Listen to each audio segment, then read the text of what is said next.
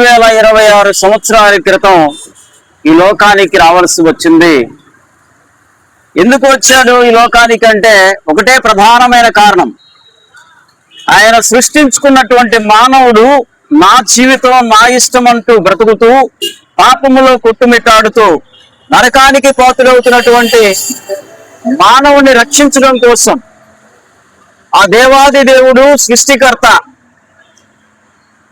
ప్రపంచానికి నడిబొడ్డైనటువంటి యెరూషలేములోని బెత్లెహేము అనే కుగ్రామంలో కన్య మరియ గర్భాన ఒక మానవ ఆకారంలో ఈ లోకానికి రావాల్సి వచ్చింది. కారణం ఆయన సృష్టించుకున్న మానవుడు పాపములో కొట్టుమిట్టాడుతూ నరకానికి పాత్రుడవుతున్నాడు కాబట్టి ఆయన ఈ మానవాళి నరకానికి పాత్రుడవటం ఇష్టం లేక, ఆయన అమితంగా ప్రేమించినటువంటి మానవుడు నశించిపోవటం ఇష్టం లేక నరకాన్ని తప్పించి పరలోక రాజ్యానికి తీసుకెళ్ళడానికే ఆయన ఈ లోకానికి వచ్చాడు. ఆయనే ప్రభువు, ఆయన యేసు క్రీస్తు. యేసు అనగా రక్షకుడు, క్రీస్తు అనగా అభిషిక్తుడు. ఆయన 2026 సంవత్సరాల క్రితం ఈ లోకానికి వచ్చాడు. ఎందుకు వచ్చాడు? మానవుని రక్షించడం కోసం. మానవుణ్ణి రక్షించడం కోసం ఈ లోకానికి వచ్చాడు.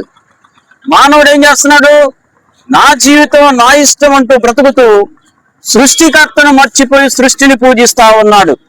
ఇది ఎంతవరకు సమంజసం అని చెప్పి దేవుడు అడుగుతా ఉన్నాడు. అయ్యా ప్రియమైనటువంటి దేవుని బిడ్డలారా, ఒకటి గమనించండి. మన ముందు 2 మార్గాలు ఉంచబడి ఉన్నాయి. ఒకటి పరలోకము, 2 నరకము. నరకము బహు భయానకమైనది. దాన్ని తప్పించడం ఎవడి వల్ల కాదు. యుగ యుగాలు అక్కడ మన శరీరం కాలుతూనే ఉంటుంది, కానీ మరణము రమ్మన్నా రాదు. ఎవరు తప్పించలేరు.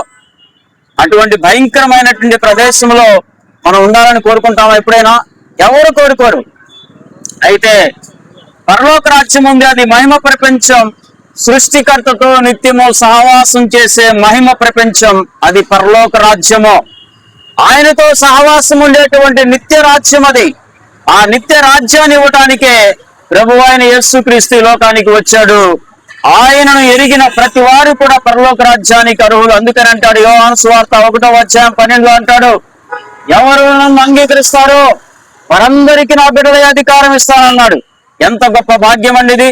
దేవుని బిడ్డలయ్యేటువంటి అధికారము ఆయన బిడ్డలకి ఇస్తానన్నాడంటే ఇంతకన్నా గొప్ప అదృష్టం ఎవరికన్నా ఉందా అంటే ఎవరికి లేదో.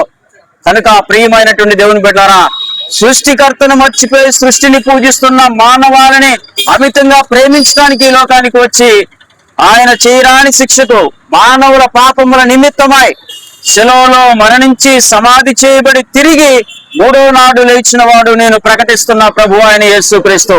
ఆయన మృత్యుంజయుడు, సజీవుడు, ఇప్పుడు మన మధ్యలో పరిశుద్ధాత్మ దేవుడిగా ఉన్నవాడు.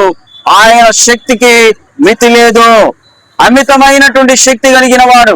ఆయన దగ్గరకు వచ్చి, అయ్యా నా పాపములు క్షమించు, నేను పాపిని, నన్ను రక్షించు ప్రభువా, నా హృదయంలోకి నువ్వు రా ప్రభువా అని చెప్పి ఎప్పుడైతే ప్రార్థన చేస్తావో తప్పకుండా నీ హృదయంలోకి వచ్చి నీ పాపాలు క్షమించి నిన్ను ఆయన సొంత బిడ్డగా చేసుకొని నరకాన్ని తప్పించి పరలోక రాజ్యానికి తీసుకువెళ్తాడు. కనుక కుల మత వర్గ వర్ణ ప్రాంతీయాలకు అతీతంగా ఆయన అందరికీ ప్రభువై ఉన్నాడు. అందరి కోసం చనిపోయాడు. అందరినీ ప్రేమిస్తున్నవాడు. ఎటువంటి కుల మత వర్గ వర్ణ ప్రాంతీయాలు ఏమీ లేవు ఆయనకి. అందరూ సమానులే. అందరూ ఆయన సృష్టించిన వారే. ఆయన నీ కోసం నా కోసం ప్రాణం పెట్టినవాడు. కనుక ప్రియమైనటువంటి దేవుని బిడ్డలారా, ఆయన్ని ఎందుకు అంగీకరించకూడదు? మతం మారాల్సిన అవసరంలా, కులం మారాల్సిన అవసరంలా. నీ మనసు మారితే చాలు. మనిషి స్వతహాగా తన మనసును మార్చుకోలేడు. ఏ మనిషి వల్ల కూడా కాదు తన మనసును మార్చుకోవటం, తన మనసును కంట్రోల్ చేసుకోవటం. ఏ యుద్ధ వీరుడి కూడా సాధ్యం కాదు. మనసును, హృదయాన్ని తయారు చేసిన యేసుక్రీస్తు ప్రభు వారికే నీ మనసును మార్చేటువంటి అధికారం ఉంది. ఆయన మాత్రమే మార్చగలిగిన వాడు. కనుక ప్రియమైనటువంటి దేవుని బిడ్డలారా, నువ్వు కులం, మతం, వర్గం, ప్రాంతం, నీ రంగు, నీ డబ్బు ఏది అవసరంలా ఆయనకి ఏది కూడా మార్చుకోవాల్సిన అవసరంలా. కేవలం నీ మనసు మారితే దేవుడు నిన్ను క్షమించి పరలోక రాజ్యానికి తీసుకువెళ్తాడు. అట్టి జ్ఞానము మానవాళికి ఇచ్చాడు. ప్రియమైనటువంటి దేవుని బిడ్డలారా, చీకటి వెలుగు ఎలాగుందో, నీతి అవినీతి ఎలాగుందో, అలాగే దేవుడు దెయ్యం అనేవి కూడా ఉన్నాయి. మనిషికి మంచి చెడు ఎలాగనిపిస్తుందో దేవుడు పరలోకాన్ని నరకాన్ని కూడా క్రియేట్ చేశాడు. ఆ నరకాన్ని తప్పించుకొని పరలోక రాజ్యానికి వెళ్ళాలంటే యేసు అక్కడే మార్గమై ఉన్నాడు. అయ్యా ప్రియమైన దేవుని బిడ్డలారా, ఆయన మానవాళికి ఇస్తున్న అమూల్యమైన సందేశం ఒకటే, నీ బాల్య దినములు ఏందే నీ సృష్టికర్తను గుర్తు చేసుకో. సూర్యుడు ఎరుపెక్క ముందే, నలుపెక్కక ముందే, చంద్రుడు ఎరుపెక్కక ముందే నీ బాల్య దినములు ఏందే నీ సృష్టికర్తను స్మరణకు తెచ్చుకోమన్నాడు. దుర్దినములు రాకముందే, ఈ దినములు నాకు వద్దు అనకముందే, ఈ భూలోకంలో మానవుని యొక్క జీవితం శాశ్వతం కాదు. అందుకని యాకోబు పత్రిక 1:24 అంటాడు, ఓ మానవుడా నీ జీవం ఏపాటిది, ఎంతలో కనిపించి అంతలో మాయమయ్యే ఆవిరి వంటిది కాదా. ఒకటి లోకమంతా సంపాదించుకొని తన ప్రాణం పోగొట్టుకుంటే వానికి ఏమి ప్రయోజనమో. ఎస్, నిజమే ప్రియమైన దేవుని బిడ్డలారా, ఒకటి లోకమంతా సంపాదించుకున్నా కూడా వాడి ప్రాణం పోగొట్టుకుంటే ఏం ప్రయోజనం? రకరకాల విషయాల మీద పరుగులెత్తుతున్నాం, మెకానికల్ లైఫ్ అనుభవిస్తా ఉన్నాం, అటు ఇటు పరిగెత్తుతున్నాం, ప్రయాసపడుతున్నాం. దేనికో చివరికి పోయేది గోతులేకే. మానవుడు పోయేది 6 అడుగుల గోతులేకే. వాడు ఎండి బంగారములు సంపాదించుకున్నా, బంగారపు బెడ్ మీద కొనుక్కున్నా, బంగారపు మేడ మిద్దలు కట్టుకున్నా, బంగారపు కారులో తిరిగినా, చివరికి చచ్చిపోయిన తర్వాత 6 అడుగుల మట్టి గోతులకు పోవాల్సిందే. కాబట్టి ఒకడు లోకమంతా సంపాదించుకుని తన ప్రాణం పోగొట్టుకుంటే వానికి ఏమి ప్రయోజనము? ఓ మానవుడా, ఈ జీవమే పాటిది, ఎంతలో కనిపించి అంతలో మాయమయ్యే ఆవిరి వంటిది కాదా, రాలిపోయే గడ్డి పువ్వు లాంటిది కాదా, నీటి మీద బుడగ లాంటిది కాదా. ఎందుకు ఈ యొక్క అంగులు, ఆర్భాటాలు, పగలు, కక్షలు, కార్పణ్యాలు? ఎందుకు ఇంత ఆర్భాటాలు చేస్తున్నావు? కులమత వర్గ వర్ణ కులమతాలు ఏమన్నా నిన్ను పరలోకానికి తీసుకెళ్తాయా? ఏం తీసుకెళ్ళవు. నీ డబ్బు నిన్ను పరలోకానికి తీసుకెళ్తుందా?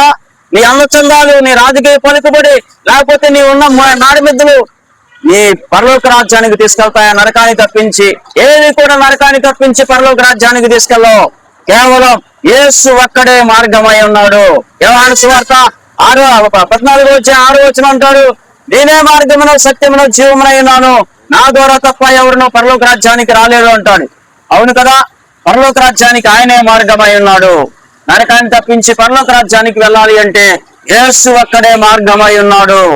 ఆ యేసు మనందరి కోసం చనిపోయాడు, సమాధి చేయబడ్డాడు, తిరిగి 3వ నాడు లేచిన సజీవుడు. ఇప్పుడు కూడా సజీవుడే ఆయన, పరిశుద్ధాత్మ దేవుడు ఆయన, మన మధ్యలో ఉన్నాడు. ఆయన మన కోసం ప్రాణం పెట్టినవాడు. నిన్నెందుకు క్షమించి నరకాన్ని తప్పించి పరలోక రాజ్యం ఎవడు తప్పకుండా ఇస్తాడు. ఆయనతో సింహాసనం కూర్చొని పెట్టుకుంటాడు. ఎప్పుడు? నీవు ఆయనకి ఇష్టడిగా నడిచినప్పుడు, ఆయన మార్గంలో నడిచినప్పుడు, ఆయన ఆజ్ఞానుసారంగా జీవించినప్పుడు ఆయన నరకాన్ని తప్పించి పరలోక రాజ్యంలో ఆయన సింహాసనం పక్కన నిన్ను కూడా కూర్చొని పెట్టుకుంటాడు. అట్టి జ్ఞానము, అట్టి కృప, అట్టి ఆశీర్వాదములు మనందరికీ దేవుడు దయచేయును గాక. ఆమేన్. Praise the lord, praise the lord అయ్యా, praise the lord, praise the lord అయ్యా.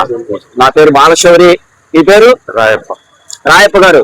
పెద్దోళ్ళు ఓపికగా విన్నారు, చాలా మంచిది.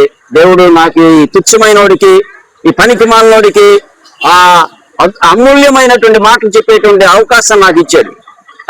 ఏంటి పనికిరాను నేను, అజ్ఞానిని అయ్యా. కాబట్టి చాలా సంతోషం. Praise the lord, praise the lord. అసలు మానవుడు ఏంటి పనికిరాండి, ఆయన చెప్పుకున్న నలిగే దూని లాంటి వాళ్ళం మనం. అంత గొప్ప భాగ్యాన్ని ఇచ్చాడు అంటే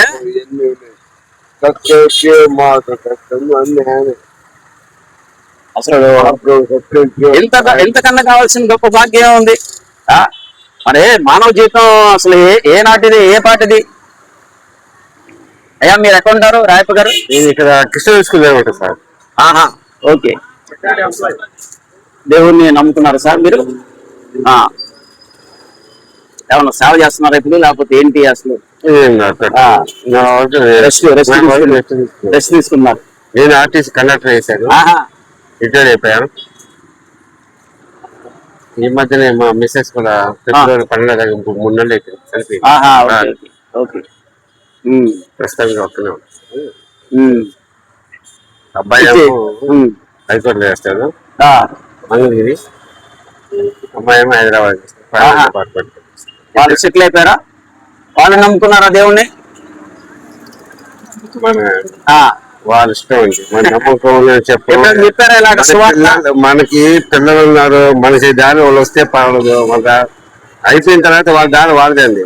ఆ, పిల్లలు వాళ్ళకి జ్ఞానం వచ్చింది, అన్ని వచ్చింది, మంచిది తెలుసండి. అంటే మనం తెలుసుకున్న రక్షణ, ఈ రక్షణ తెలియని వారికి తెలియజేయటం మన బాధ్యత. నేను చెప్తా పొద్దు నుంచి సాయంకాలం చెప్పా. వారం వారం చర్చి పోవాలి కదా, చర్చి చెప్తాను కదా, చెప్తాను మాట. ఆ, అది వాళ్ళ జ్ఞానం తెలుసుకోవాలి. పిల్లలు జ్ఞానం తెలుసు. ఇప్పుడు ఫాదర్ చెప్తున్నానండి, ఫాదర్ చెప్పిన మంచి మాటలు చెప్తారు కదా. అవును. ఆ దారి పోవాలి అనుకుంటే వాళ్ళు పోతారు. లేకపోతే మంచి పొమ్మంటారు కానీ మనం కూడా మనం అంతా పిల్లలు అంటే బాగా అదే బాగా చదువుకోవాలి. ఎప్పుడన్నా మీరు సువార్త చెప్పారా ఈ రకంగా పిల్లలకి? మనం ప్రార్థన సాయంకాలం ప్రార్థన చేసుకుంటే చదువు బైబిల్ చదువుతాను. ఇప్పుడు ప్రస్తుతానికి మీరు ఒక్కరే ఉన్నారా? నేను ఒక్కనే ఉంటాను. ఓకే. రిటైర్ అయ్యి కూడా 15 సంవత్సరాలు. 15 ఏ చర్చికి వెళ్తారు మీరు? ఆర్సీ. మహా. ఓకే. రాయపల్లి అదే వాళ్ళే. నా పేరు బాలశౌరి. నేను కూడా అక్కడే బాప్తీసం తీసుకుంది ఆర్సీ చర్చి రింగ్ రోడ్ దగ్గర. ఇంత ముందు గతంలో ఒక దాదాపు 37 సంవత్సరాల క్రితం పూదోట గోవా సౌరయ్య గారని ఆయన ఉండేవాడు, ఫాదర్ గారు. ఆయన దగ్గర ఉన్నా నేను.